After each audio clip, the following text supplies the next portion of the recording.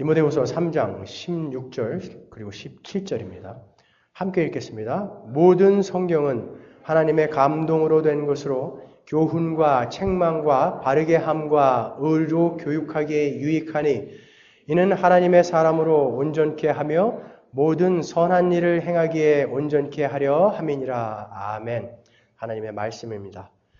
자, 저희가 이제 주일날은 조금 지루하겠지만 우리 서문화교회 교인들의 기초를 잡는 그리스도인으로서의 어떤 것을 우리가 과연 믿고 있는가를 배우는 그러한 교리 설교 시간을 몇 주를 진행하고 있습니다. 그래서 우리가 첫 번째 시간에는 서문화교회라는 제목으로 교회란 과연 무엇인가, 교회, 하나님이 기뻐하는 교회는 과연 어떤 것인가에 대해서 우리가 살펴봤습니다.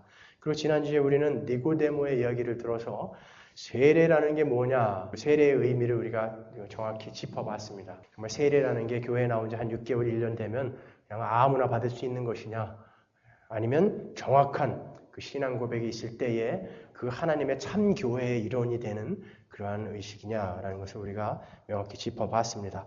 그래서 오늘은 우리가 성경은 과연 무엇이냐에 대해서 함께 살펴볼 거예요. 성경. 여러분 이 제목만 들어도 굉장히 좀 보링하게 느끼시겠지만 조금만 좀 참아주십시오. 그 성경의 그 익사이팅한 그 성경 이야기를 저는 왜 안 하고 싶겠어요. 빨리 이 기본을 잡은 다음에 그 성경 내용으로 들어가도록 할 겁니다.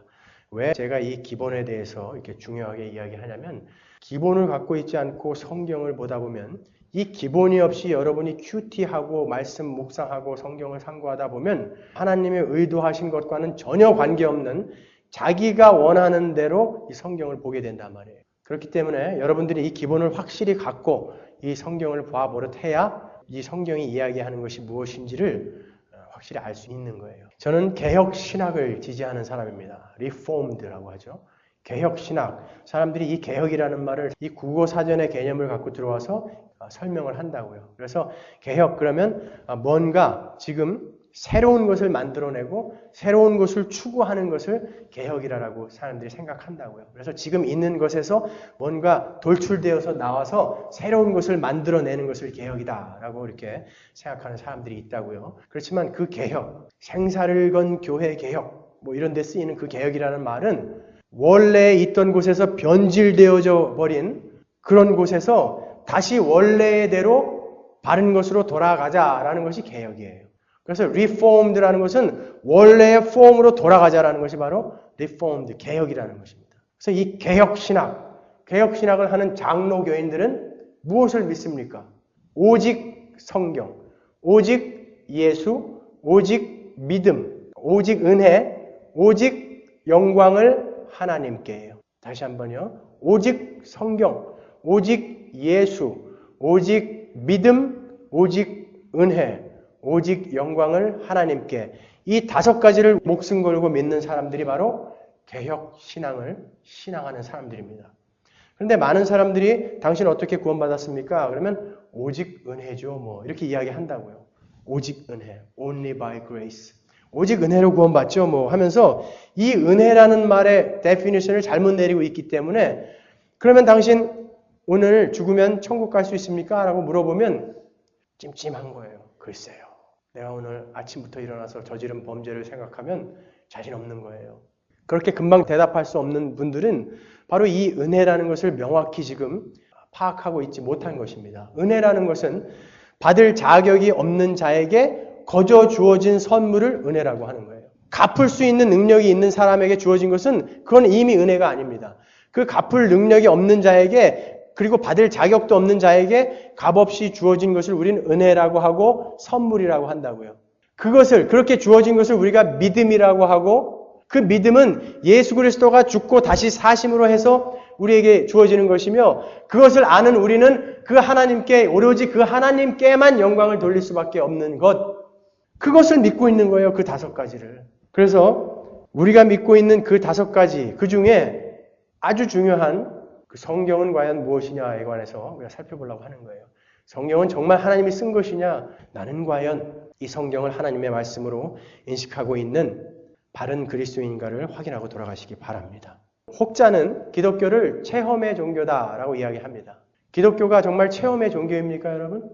내가 예수를 믿고 나서 하나하나 체험해 나가면서 그 예수를 확실히 예수로 인정하는 종교가 기독교입니까? 그것은 언어 도단이에요. 그거는 기독교가 뭔지 정말 모르는 사람들이 하는 망언입니다. 기독교는 체험의 종교가 아니라 계시의 종교입니다. 기독교 이외의 다른 모든 종교와 이 기독교가 다른 것이 바로 이거 한 가지예요. 자, 다른 종교는 내가 필요한 것을 얻어내기 위해서, 그리고 나의 필요에 의해서 우상을 만들고 신을 만들고 그 신을 나의 열심과 노력으로 참선과 고행으로 찾아가는 게 다른 종교예요. 기독교는요, 우리가 한 것이 아무것도 없는데 죄와 허물로 죽어있던 우리에게 하나님이 찾아오시는 게 기독교란 말이에요. 이 둘은 너무나 다른 거예요. 그런데 예배당 안에서 기독교를 다른 이방 종교를 믿듯이 믿는 사람들이 있단 말이죠. 그러니까 체험의 종교니 무슨 종교니 이런 말이 나오는 거예요. 기독교가 이렇게 계시의 종교라면 하나님은 반드시 우리에게 자신을 계시하셔야만 우리가 그분을 알 수 있잖아요. 그분이 우리를 찾아오시는 종교라면 그분이 자신에 대해서 우리에게 설명을 해 주셔야만 우리가 그분에 대해서 알 수 있다고요.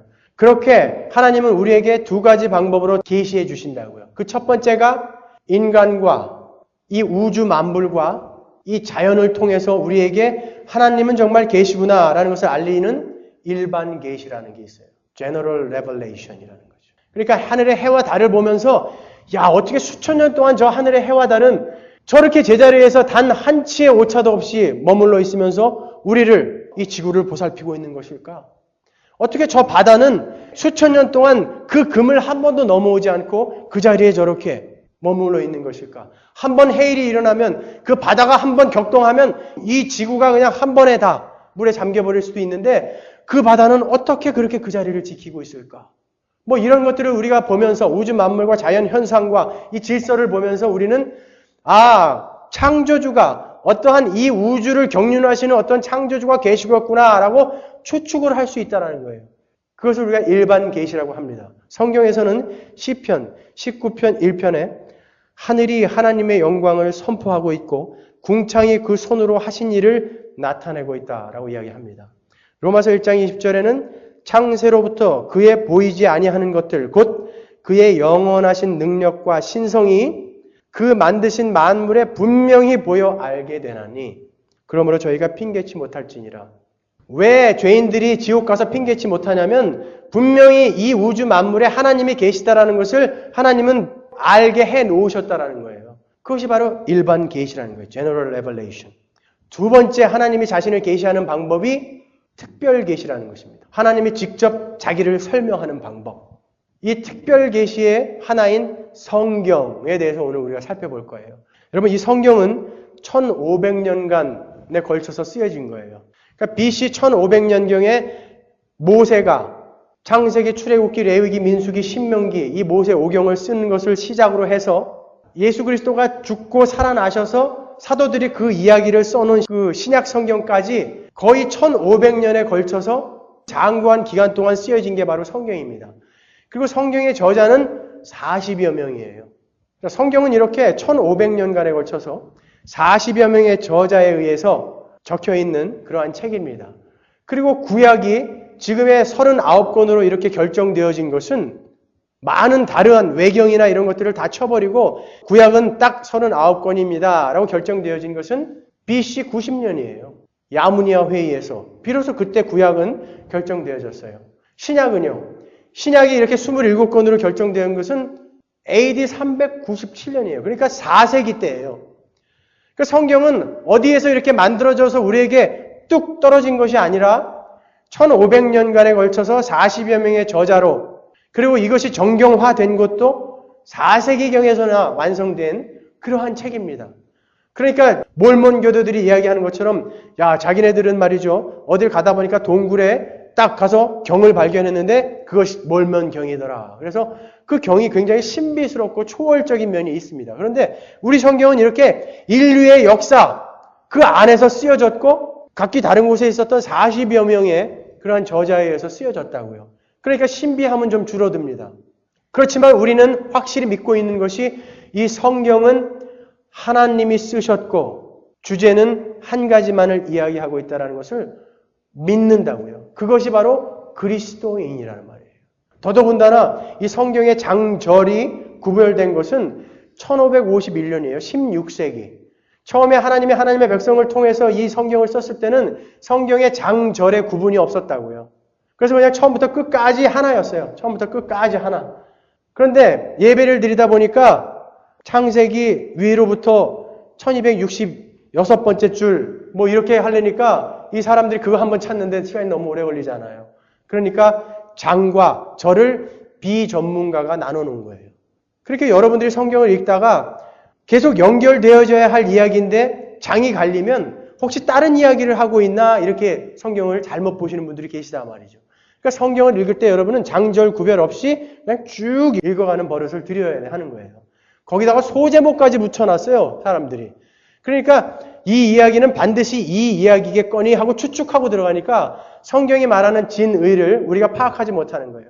여러분들이 소제목 같은 것들은 참고는 하시되 그것을 성경은 반드시 이 이야기만 하고 있구나라고 생각하시면 안 되는 거예요. 성경은 장절의 구별 없이 그냥 하나님의 백성들에게 영감을 주셔서 하나님에 관해서 써놓은 이야기들입니다. 그러니까 우리는 개혁주의 신학을 하는 사람들은 축자 영감서를 믿는 거예요. 한자 한자가 모두 하나님이 관여하시고 의도하신 그러한 이야기다라는 것이죠. 그렇기 때문에 우리는 성경은 무오하다.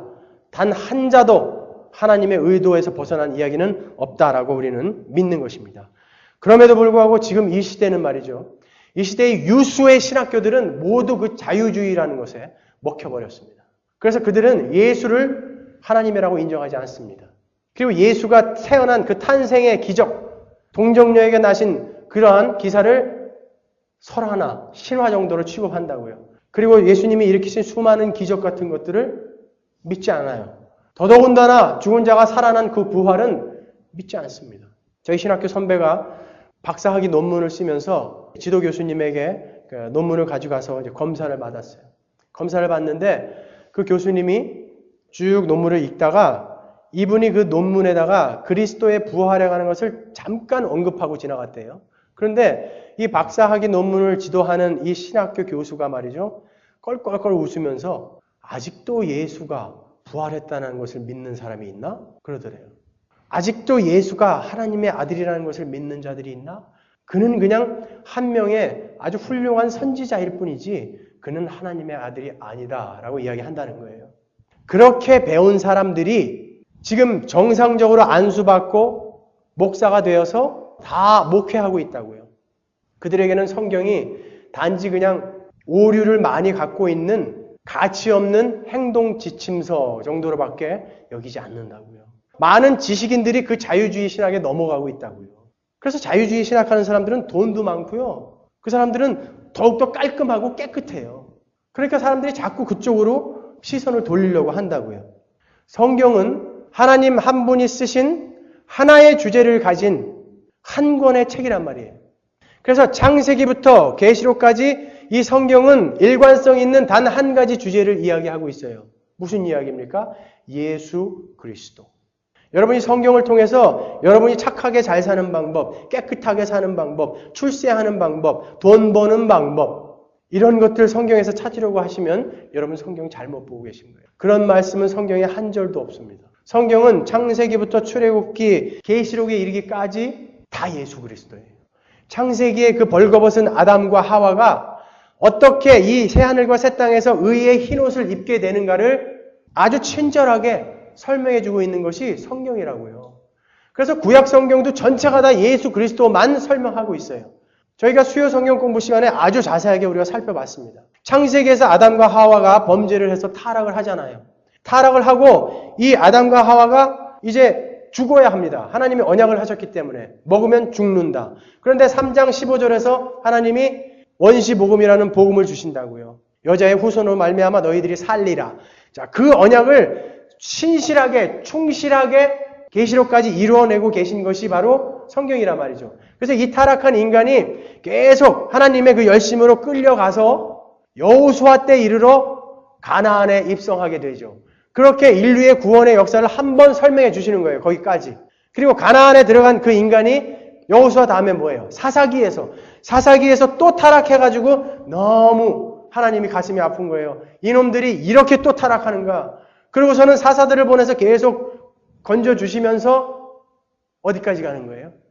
사무엘 하까지 가는 거예요. 거기에서 솔로몬이 성전을 짓죠. 성전이라는 것은 새하늘과 새 땅을 의미하는 거예요. 참 성전이신 그 예수 그리스도. 그 성전을 지음으로 거기서 한번 또 끝나죠. 그리고 열왕기서에서 또 타락을 해요, 인간들이. 그래서 또 타락을 하고 나중에 에스라, 느헤미야, 에스더에서 성전을 또 짓죠.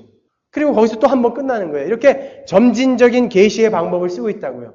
그리고 에스더서에서 잔치, 어린 양의 혼인 잔치, 천국의 그 잔치를 상징하는 그 잔치를 자세히 설명해 주죠. 그리고 나서 이렇게 우리를 잔치, 천국 잔치로 끌고 갈 수 있는 그분이 누구시냐, 그 참 지혜가 누구시냐를 설명해 주는 게 욥기, 시편, 잠언, 전도서, 아가서라고요. 지혜서라고 하는 거. 그 시편, 잠언, 전도서는 모두 다 예수 그리스도를 그냥 설명하고 있는 거예요. 예수 그리스도는 누구이신가에 대해서. 그리고 아가서에서 그 솔로몬과 그 술람미 여인의 사랑 이야기가 아니라 하나님과 하나님의 백성들이 저 하늘나라에서 어떻게 사랑하면서 살 것인가를 설명해 준 것이 바로 아가서란 말이에요. 그리고 이렇게 예수 그리스도 그 실체를 한번 설명해 주고 난 다음에 또다시 인류의 타락부터 구원까지를 또 설명해 준다고요. 이사야서에서 예레미야, 애가, 에스겔, 다니엘, 호세아에서 또 하나님이 말씀하시죠. 너희들 타락했다. 그러면 안 된다. 너희들 큰일 난다. 선지자를 통해서 계속 이야기하시면서 나중에 학개, 스가랴서에서 또 성전이 완성되지요. 성전은 새하늘과 새 땅. 어떻게 이 타락한 인간들을 이 새하늘과 새 땅으로 끌고 가는지를 또 설명해 주는 거예요. 그러면서 마지막 구약의 마지막인 말라기에서 자 보아라. 내가 너희들을 이렇게 벌거벗은 너희들을 이렇게 새하늘과 새 땅으로 끌고 가려고 너희들을 이렇게 가르치면서 교훈하면서 끌고 가는데 결국은 너희들의 힘으로 안 되지. 그러면서 성전문을 누가 좀 닫아다오 그런다고요. 너희들의 그 형식적인 예배, 그런 형식적인 섬김 나는 이제 싫다. 문 닫아다오. 그러시면서 하나님께서 직접 말씀하십니다. 이제 내가 하겠다라는 거예요. 내가 너의 삶에 뚫고 들어가서 그 일을 내가 이루겠다 하시면서 마태복음이 열리는 거예요. 그러면서 빛이신 예수 그리스도가 오셔서 혼돈과 공허와 어둠뿐이었던 우리의 이 죄인들의 삶에 뚫고 들어오셔서 그 어둠을 다 몰아내시고 우리를 새 사람으로 만들어가는 것. 그것을 바로 사복음서에서 설명해 주시죠. 그래서 창세기의 첫째 날, 둘째 날, 셋째 날, 넷째 날, 다섯째 날, 여섯째 날까지 그리고 일곱째 날 안식을 하셨던 그것을 요한복음에서 그대로 그 실체가 오셨다라고 해갖고 첫째 날 빛이 오시고 두 번째 날 그 이튿날 예수님이 세례 받으시고 그 이튿날 제자들과 함께 머무는 예수님과 함께 제자들이 머무는 그 새하늘과 새 땅의 그 상징을 보여주시고 넷째 날, 다섯째 날, 여섯째 날 12제자 하나님의 백성들인 그 12제자를 모으신다고요. 창세기에서 네, 다섯, 여섯째 날은 뭐가 있었어요? 이 틀을 채우는 사건이 있었잖아요. 그 이야기, 이 실체가 이제 오셔서 그 구원을 완성하고 있다라는 것을 보여주는 거란 말이죠. 그리고는 요한복음에서 니고데모를 등장시켜서 야, 구원이라는 것이 어떤 것인 줄 아냐? 너희들이 갖고 있는 그런 배경이나 조건, 너희들이 공부하고 노력한다고 해가지고 그 구원이 이루어지는 줄 아느냐? 그 구원이라는 것은 너희들의 갖고 있는 그 근거가 하나도, 단 1%도 거기에 개입될 수 없다라는 것을 보여주는 거예요. 니고데모를 통해서. 그리고 사마리아 여인을 등장시켜서 전혀 구원받을 근거가 없는 그 여인을 구원하심으로 해서 구원은 봐라. 이러한 자들이 구원받는 것이다. 라고 설명하신다고요. 그리고 38년 된 병자를 바로 연결시킨다고요. 그래서 38년 된 병자 누굽니까? 자기 힘으로는 연못이 1000번을 동해도 내려갈 수 없는 그러한 자. 그러한 자만 그 연못을 안 보고 하늘을 볼 수 있다는 거예요. 그 연못을 안 보고 내 힘으로는 아무것도 할 수 없다는 것을 인정한 자, 그런 자들만이 하늘을 보고 그런 자가 구원을 받을 수 있다는 것을 설명하는 거죠. 그래서 구원이 그렇게 우리에게 오면 우리가 누릴 영원한 하늘과 새 땅의 그 풍성함이 무엇이냐? 오병이어의 기적으로 보여주시는 거예요. 봐라, 천국의 풍성함은 이렇게 먹고 12광주리가 남는 바로 그러한 풍성함이다라는 것을 보여주는 것입니다. 그것이 바로 성경이 이야기하는 거예요. 이렇게 일관성 있게 예수 그리스도를 말미암아 우리에게 주어진 그 복음, 예수 그리스도의 죽음과 그 십자가로 말미암아 우리에게 주어진 그 새 생명이 어떻게 성령에 의해서 하나님의 백성들에게 적용되어져 가는가를 보여주는 것이 사도행전이에요. 그 모든 것을 교리적으로 딱 설명해 놓은 것이 로마서라고요. 그리고 고린도전서부터 시작해서 유다서까지의 이 서신서가 신약의 신해산 언약이라고 할 수 있는 그리스도인들의 행동 지침서라고요. 너희들은 이제 어떻게 살아야 되느냐? 세상은 너희들을 어떻게 공격할 것인데 너희들은 이렇게 해서 이겨라. 그리고 그렇게 이긴 자들이 들어가서 영원히 살게 될 새하늘과 새 땅, 그 천국을 설명해 놓은 것이 요한계시록인 것입니다. 여러분, 성경은 이렇게 일관성 있게 예수 그리스도에 관해서만 설명하고 있어요. 자, 누가복음 24장 25절로 갑니다.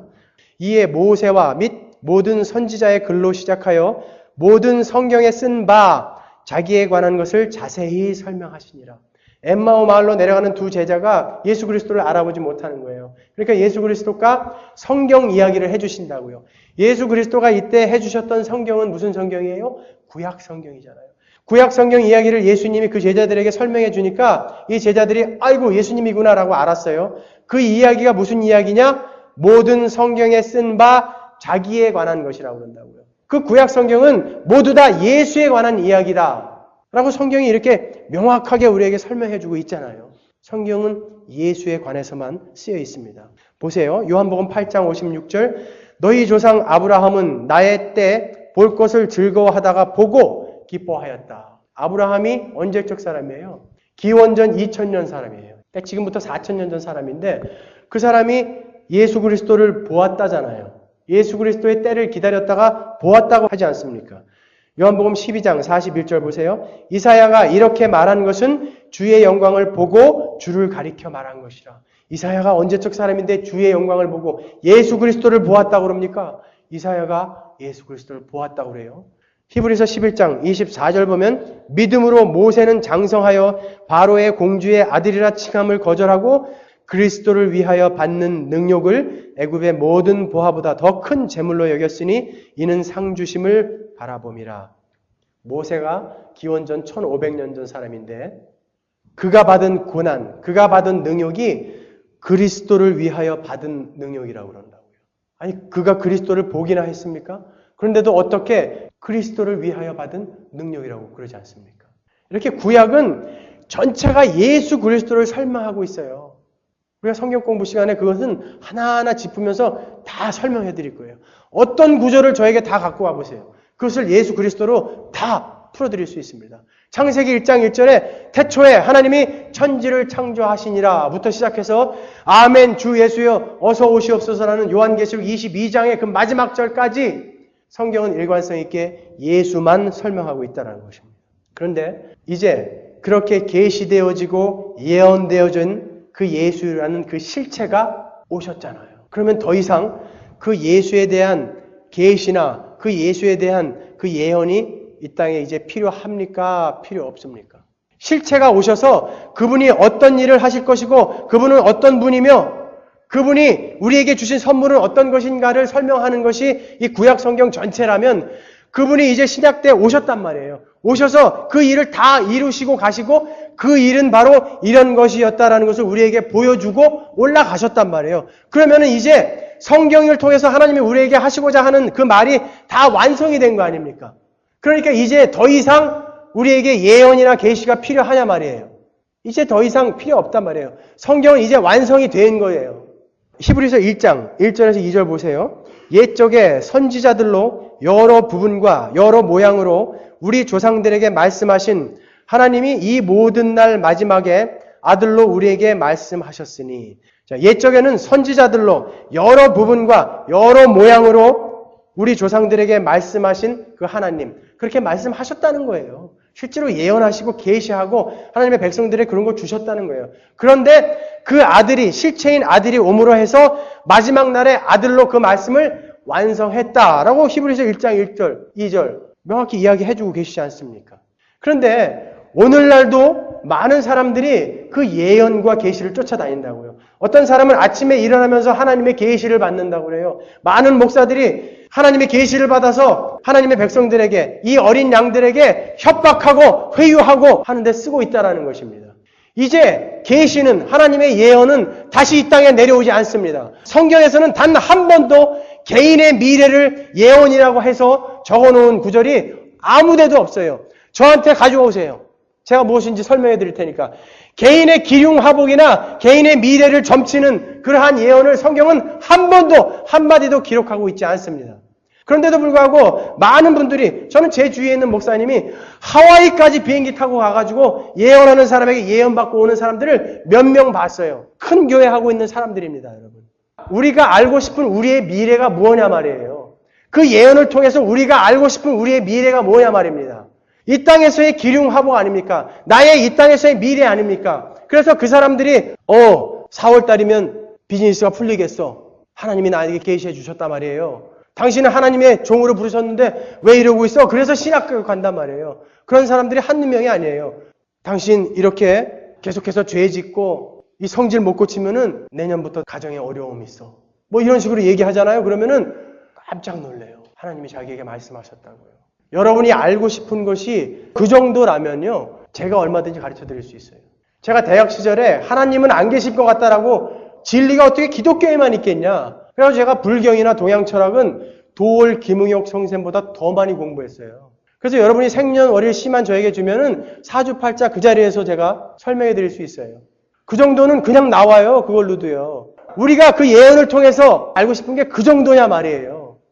우리가 알아야 할 미래는 성경에 명확히 기록되어 있지 않습니까? 우리가 알아야 할 미래가 뭡니까? 하나님의 백성으로서 새하늘과 새 땅에서 우리의 미래가 어떠한 것인가? 그걸 우리가 아는 거 아닙니까? 그걸 우리가 알아야 하는 거 아니에요?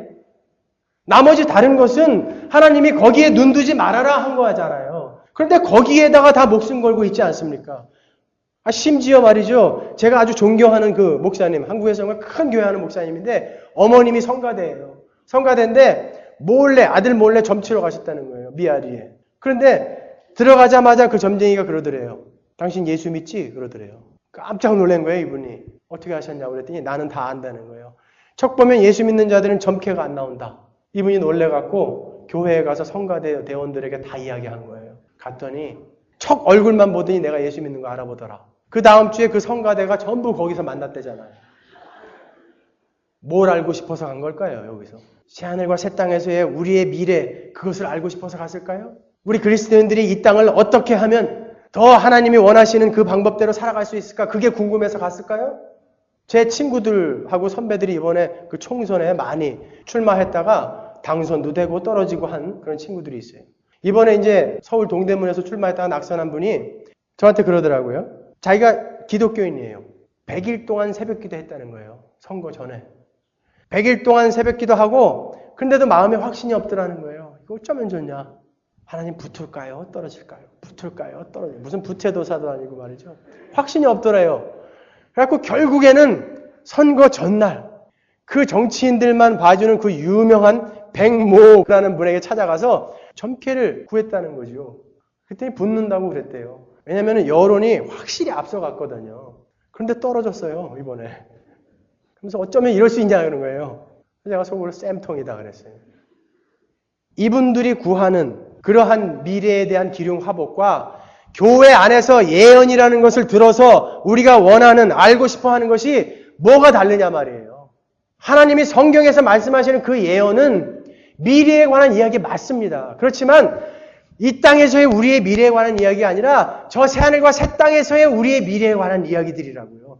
그것은 명확히 한자의 오차도 없이, 한자의 오타도 없이 여기에 다 일목요연하게 적혀 있단 말이에요. 그런데 여러분들 뭘 또 듣고 싶으시다는 거예요, 도대체? 계시록 22장 18절 보십시오. 내가 이 책의 예언의 말씀을 듣는 각인에게 증거하노니 만일 누구든지 이것들 외에 더하면 하나님이 이 책에 기록된 재앙들을 그에게 더하실 터이요 만일 누구든지 이 책의 예언의 말씀에서 제하여 버리면 하나님이 이 책에 기록된 생명나무와 및 거룩한 성의 참회함을 제하여 버리시리라. 하나님의 그 언약과 하나님의 예언은, 하나님의 그 계시는 이제 완성이 되었다. 그러니까 너희는 이 성경 66권 외에, 여기서 나오잖아요.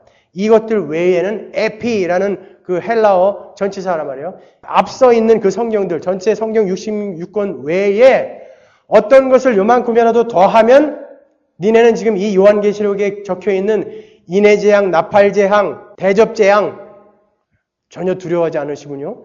뭘 읽어봤어야 알죠? 이 무시무시한 재앙이 너희 거라는 얘기예요. 자, 하나님의 말씀은, 하나님이 하신 말씀은 성경에 기록될 수 있다, 없다? OX 문제예요.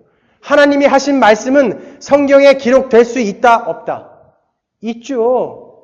그러면 지금 이 시대에 또 다른 계시가 계속 내려온다면 우리는 성경을 또 한 권 써야죠. 내가복음. 나에게 하신 말씀 써야 될 거 아닙니까? 그런데 하나님은 성경은 이미 완성됐고 너희들이 이것들 외에 한마디라도 더하면 너희는 저주받는다. 그러잖아요. 그런데 우리가 듣고 싶어하는 게 도대체 뭐냐 말이에요, 도대체. 그리고 하나님이 이렇게 명확히 하나님의 말씀이다라고 우리가 믿고 있는 바를 이렇게 66권에 걸쳐서 설명해 놓으셨어요. 근데 여러분이 이거 처음부터 끝까지 몇 번이나 읽어보셨습니까? 그리고 이해하세요, 이것을? 저는 새벽 3시 반에 일어나서 11시에 잘 때까지 성경만 봐요. 아무것도 안 해요, 딴 거. 신방도 안 가요, 저는. 밥도 못 먹어요, 어떨 때는. 그런데도 저는 10%도 이해 못 하겠어요, 아직. 죽을 때까지 내가 이거 다 이해할 수 있을까? 몰라요. 천국에나 가야 알겠죠. 그 얘기가 그 얘기겠구나. 하나님이 해놓으신 이 말씀을 공부하기도 제 삶은 벅차다고요. 그런데 또 무슨 얘기가 더 필요하냐고요. 더 무슨 얘기가 듣고 싶은 거예요, 도대체. 여러분 저보다 더 공부 많이 하신 분 계실지 모르겠지만 그래요. 그분들에게도 한번 여쭤보겠습니다. 다 이해가 갑니까? 그런데 여기에는 관심 안 두고요. 하루에 한 장도 읽을까 말까 하면서 하나님의 말씀이라고 하는 것은 그렇게 관심 없으면서 또 다른 무슨 이야기를 듣고 싶어 하는 거야 말이에요. 하나님은 분명히 이렇게 완성된 말씀을 우리에게 주고 가셨습니다. 에베소서 6장에 마귀의 괴계를 능히 대적하기 위하여 하나님의 전신갑주를 입어라. 그 전신갑주 중에 유일한 공격 무기는 성령의 검, 이는 곧 하나님의 말씀이다. 그러단 말이에요. 그런데 하나님이 마귀와 싸우라고 주신 그 성령의 검, 이것이 완성도 안 돼 있는데 하나님이 그냥 주었겠어요, 우리에게? 자, 어떻게 아직 완성은 덜 됐는데 그래도 이것이라도 가지고 와서 싸워봐라. 그럼 좀 덜 맞을지도 몰라. 이러면서 주셨겠냐고요. 완전히 처음부터 끝까지 완성된 그 공격 무기인 말씀을 우리에게 주신 거라 말이에요. 사단이 예수 그리스도를 시험한 거 보면 알잖아요. 말씀으로 공격해요, 항상 우리를. 구약을 가지고 공격하지 않습니까? 예수 그리스도를요. 말씀을 갖고 공격할 때 우리가 말씀으로 대항하지 않으면 방어를 할 수가 없는 거예요. 그러니까 장검을 가지고 나와서 사단이 자, 한번 붙어보자. 우리도 뽑아야 될 거 아닙니까? 뽑았는데 요만한 요한복음 3장 16절. 예? 우리가 알고 있는 거 그거 하나잖아요. 딱 하나. 하나님이 세상을 이처럼 사랑하사. 그거 하나 갖고 어떻게 싸우겠냐고요. 그걸 모르니까, 이 내용을 모르니까 딴 이야기 자꾸 듣고 싶어 하는 거예요. 아니요. 이것만 가지고 얼마든지 이기면서 살아갈 수 있어요. 여러분 거기에 관심 두지 마십시오. 우리 장로교회는 성경을 유일한 하나님의 말씀으로 믿습니다. 그리고 그것은 정확무어하다는 것을 우리가 믿습니다. 축자 영감서를 우리는 지지하는 겁니다. 이 성경을, 이 전체를 정확하게 요약해 놓은 것이 바로 웨스트민스터 신앙 고백이라는 거예요. 이 웨스트민스터 신앙 고백은 15세기에 영국 의회가 선정한 141명의 신학자들 중에 천재들과 성직자들, 이런 사람들이 모여서 과연 성경은 무엇을 이야기하고 있는가, 우리가 믿는 바는 무엇인가를 연구하고 공부해서 4년 동안 연구하고 공부해서 만들어 놓은 것이 웨스트민스터 신앙 고백이에요. 제가 이 웨스트민스터 신앙 고백에 참여한 존 오웬이라는 사람의 책을 가지고 한 권, 그 사람이 쓴 한 권의 책을 가지고 신학교 때 페이퍼를 쓰는데 6개월 걸렸어요. 그만큼 이분들은 성경에 대해서 깊고 심오하다고요. 당대의 천재들인 것입니다. 그런 분들 141명이 모여서 4년 동안 이 성경을 요약했단 말이에요. 거기에서 그분들이 가장 중요하다고 생각하는 1장 1절, 웨스트민스터 신앙고백의 1장 1절에 뭐라고 이야기했는지 아십니까? 주님은 여러 시대에 그리고 여러 가지 방식으로 자신을 계시하시고 자기의 교회에 자신의 뜻을 선포하시기를 기뻐하셨으며 그 후에는 진리를 더 잘 보존하고 전파하기 위해서 그리고 육신의 부패와 사탄과 세상의 악에 대비하여 교리를 더욱 견고하게 하며 위로하시기 위해서 바로 그 진리를 온전히 기록해 두시는 것을 기뻐하셨다. 이 같은 이유로 성경이 절대적으로 필요하게 된 것이다. 그리하여 하나님께서 자기 백성에게 자신의 뜻을 직접 계시해 주시던 과거의 방식들은 이제 중단되었다. 이제 없다라는 것입니다. 엉뚱한 거 듣고 하나님의 소리라고 이야기하지 말라는 거예요.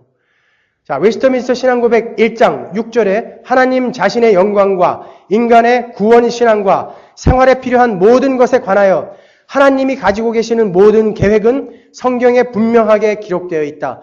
그러므로 이 성경에다 성령의 새로운 계시에 의해서든지 혹은 인간들의 전통에 의해서든지 아무것도 어느 때를 막론하고 더 첨가할 수 없다.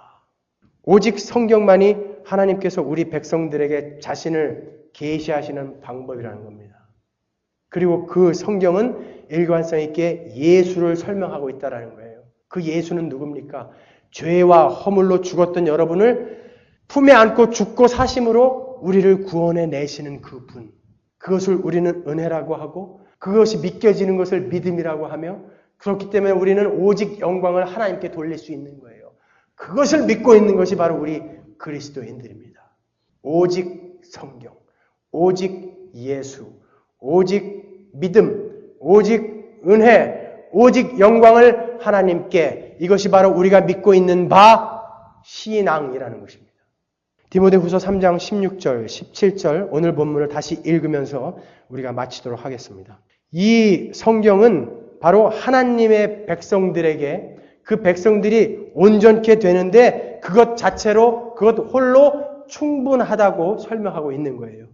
모든 성경은 하나님의 감동으로 된 것으로 교훈과 책망과 바르게 함과 의로 교육하기에 유익하니 이는 하나님의 사람으로 온전케 하며 모든 선한 일을 행하기에 온전케 함이라.